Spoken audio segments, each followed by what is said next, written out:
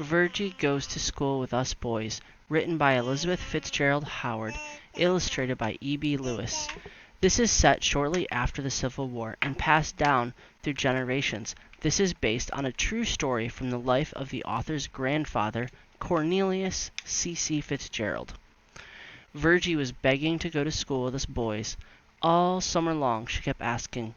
"School's too far," Nelson said. "School's too long," Will said. "School's too hard," George said. "And you're too little," Val said. "I'm big enough. Tell 'em, Cece," Virgie said to me.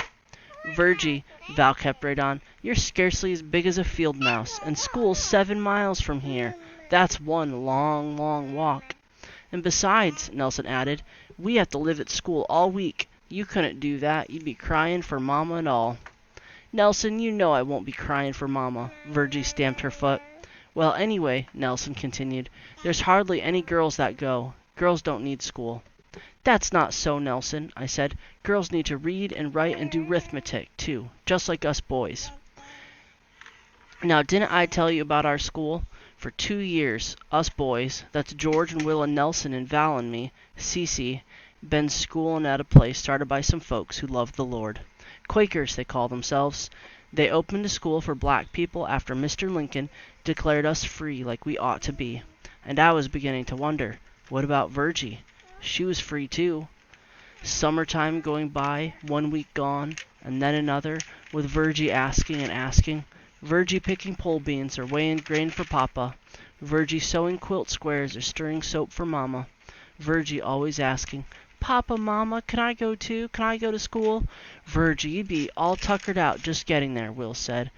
"Rawhead and Bloody Bones might grab you in those woods on the way," Nelson said. "Eat up a little old girl." But Virgie never blinked an eye. She kept right on asking, till one day in the fields Papa said, "Boys, Virgie, me, and your ma have been thinking. All free people need learning. Old folks, young folks, small girls too. Virgie, next school time, you can go. You can go to school with the boys." Summer over, harvest in, school time here. Sunday night, everything ready. Clean pair of underdrawers for each of us. Extra shirt too. And food for the whole week long. Everything ready, but Nelson was frowning. "Virgie's too little," he said. Monday morning early, Mama cooked us big bowls of cornmeal. She cooked eggs too. Papa led our prayers. Safe journey, clear minds, and thanks to the good Lord for our own school. "Take care of Virgie," Papa said after prayer time, "and take care of each other." Giving orders, George took the lead. "Not too fast, stay in a line." We passed by our barn and Papa's mill, and then cut through Mr. McKinney's field. "Virgie, keep up now," Val said. Past Old Smith's farm, round Dickinson's pond. "Whoa, Virgie, careful there," Will said. "That's poison ivy." Up one hill and down another, up and down to the creek. We took off our shoes, rolled our pant legs up, and stepped real careful on the upping stones.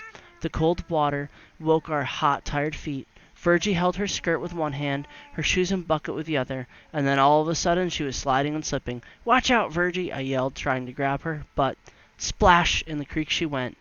"Now she'll cry," Nelson grumbled, but she didn't. Virgie was laughing. "It's a warm day," she said. "My skirt will dry." "Virgie's all right," I thought. "Let's go," said George. "Hurry up," said Will. "It's looking like rain." Just when we were coming to the woods. It's thick and leafy in there, dark even when the sun's bright, and it's too quiet, but that's not the worst part. Rawhead and Bloody Bones. Didn't I tell you about Rawhead and Bloody Bones? "Get you if you're not good," folks said. Might get you anyway. "Don't be scared, Virgie," I told her. "I'm not scared," she said, and she held my hand tight. Nobody talked. We just walked, silent except for twigs crackling. Trees leaned over us. Shadows got darker. A branch snapped a hold of my shirt and my heart quit beating. Then Virgie whispered, "Let's sing."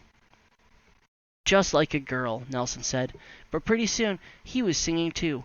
"Go Down Moses" and "O Freedom" and "Eyes Have Seen the Glory" and all the songs we could think of. The walk went faster then, seemed not so dark. Soon we were out of the woods and away from old Rawhead and Bloody Bones, across one field and then another. "Almost there, Virgie, almost at town." We passed by the inn and the courthouse and the churches and all the shops, And so we followed Main Street to the top of the hill. Do you see it, Virgie? Do you see it? We were almost shouting. Big, red brick, long high windows, and a wide open door. Our very own school. Mr. Warner, the headmaster, came out to greet us. Welcome, boys. George, William, Valentine, Nelson, Cornelius. That's me, Cece. Glad to see you back. And who's this fine young lady here? Your sister? Yes, sir. This is Virgie, George said. Virgie, speak up to Mr. Warner. Good morning, sir, Virgie said. Virgie's pretty smart for a girl, Mr. Warner, Nelson said. Nelson said that. Come look, Virgie, I said, pulling her inside with me. See all the desks? See all the books? Virgie was staring at everything. Someday I'll read all these books. Already Virgie was seeming bigger. When we go home on Friday, Cece, she said, we'll tell Mama and Papa all we learned. That way might seem like they've been to school too, learning to be free, just like us. The end.